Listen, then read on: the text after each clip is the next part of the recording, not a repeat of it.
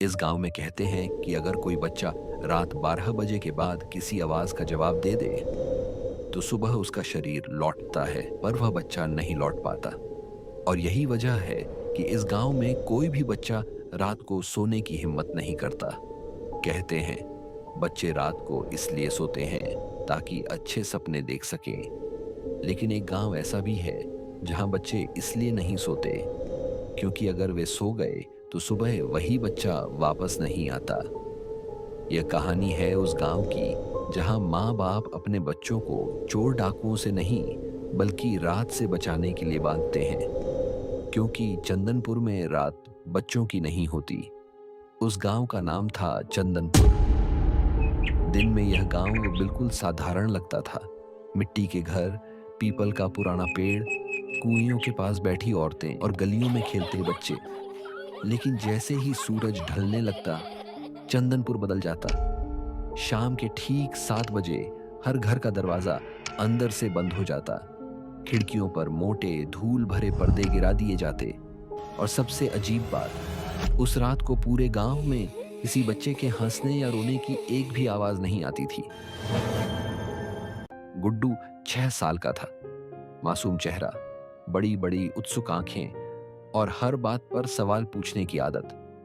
उसे हमेशा यह बात अजीब लगती थी कि रात होते ही सब कुछ क्यों बदल जाता है। वह रोज अपनी माँ से पूछता, रात को बाहर क्यों नहीं जा सकते, मुझे चारपाई से क्यों बांधा जाता है। और उसके मन में सबसे बड़ा सवाल, माँ मैं रात को सो क्यों नहीं सकता। माँ का चेहरा हर बार पीला पड़ जाता। हर बार माँ का जवाब एक सा होता, चुप रहो, ज्यादा सवाल मत पूछो बेटा। लेकिन उसके सवाल हर एक रात के साथ और भी गहरे होते जा रहे थे। उस रात भी सूरज ढलते ही माँ ने गुड्डू को अंदर बुला लिया। उसके नन्हे हाथों को कपड़े की पुरानी रस्सी से चारपाई से बांधा गया। माँ के हाथ कांप रहे थे। गुड्डू ने धीरे से पूछा, माँ दर्द होगा क्या। माँ ने मुंह ही दूसरी तरफ कर लिया। उसके दिमाग में एक ही बात गूंज रही थी, पिछली बार रस्सी ढीली थी और मेरा पहला बेटा चला गया। गुड्डू के बाबा चुपचाप खड़े थे। उन्होंने रस्सी को और कस दिया, इतना कि गुड्डू की उंगलियां सुन्न पड़ने लगीं। लेकिन उस कसाव से ज्यादा बाप की आंखें कांप रही थीं। रात गहरी होने लगी।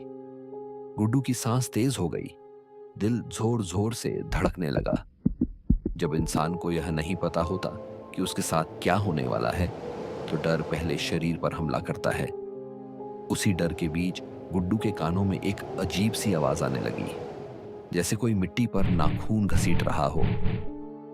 गुड्डू की आंखें खुली थीं। उसने देखा छत की लकड़ियां धीरे धीरे हिल रही थीं। फिर अचानक घर के बाहर से आवाज आई। आवाज इंसानी नहीं थी, वह अधूरी थी, जैसे किसी ने बोलना सीखा ही ना हो। गुड्डू चिल्लाना चाहता था लेकिन आवाज गले में ही फंस गई। डर शरीर को जकड़ लेता है और उसी हालत में गुड्डू पड़ा रहा। अचानक माँ कमरे में आई। उसकी आंखों से आंसू बह रहे थे। वह गुड्डू के कान के पास झुकी और कांपती आवाज में बोली, अगर कोई आवाज तुम्हें पुकारे तो जवाब मत देना। गुड्डू ने डरते हुए पूछा, माँ बाहर कौन है। माँ की आवाज टूट गई और वह कहती है, जो कभी तुम्हारी ही तरह बच्चे थे। अगली सुबह गुड्डू ने अपने बाबा को गांव के पुजारी के पास जाते देखा। पुजारी की सफेद दाढ़ी थी, धंसी हुई आंखें और ऐसा चेहरा जैसे उसने बहुत कुछ सहा हो। गुड्डू चुपकर सारी बातें सुन रहा था। पुजारी बोला, हर बच्चे की रात में एक घड़ी आती है जब उसका शरीर सोता है और दिमाग जागता है। अगर उस पल उसने उन्हें देख लिया तो वह लौटकर नहीं आता। गुड्डू के बाबा ने कांपते हुए पूछा, और अगर कोई लौट आए। पुजारी की आंखों में अंधेरा सा छा गया और वह धीमी आवाज में कहता है, तो शरीर उसी बच्चे का रहता है, लेकिन जो अंदर होता है वह इंसान नहीं होता। गुड्डू सारी बातें सुन रहा था कि तभी उसे याद आता है उसके गांव का एक लड़का मोहन, वह बच्चा जो रात को बहुत रोता था। एक सुबह वह बिल्कुल चुप हो गया। अब वह दिन भर कुएं के पास बैठकर सिर्फ पानी को घूरता रहता था। उस रात गुड्डू ने तय कर लिया, वह आंखें बंद नहीं करेगा। रात गहरी हुई, आवाज फिर आई, इस बार नाम के साथ। गुड्डू। दरवाजा अपने आप खुल गया। बाहर खड़े थे बच्चे। उनके चेहरे थे पर उनमें जान नहीं थी, आंखें थीं पर रोशनी नहीं। और उनके बीच गुड्डू ने खुद को भी खड़ा देखा। मां दौड़ती हुई आई, लेकिन बहुत देर हो चुकी थी।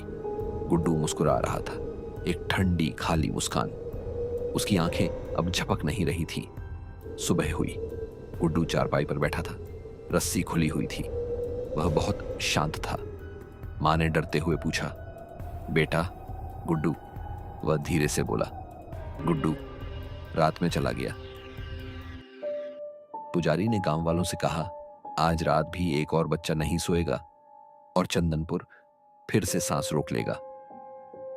अगर आपने ये कहानी पूरी सुन ली है और आज रात कोई आवाज आपका नाम ले, तो याद रखना, जवाब सिर्फ वही देते हैं जो सोना चाहते हैं।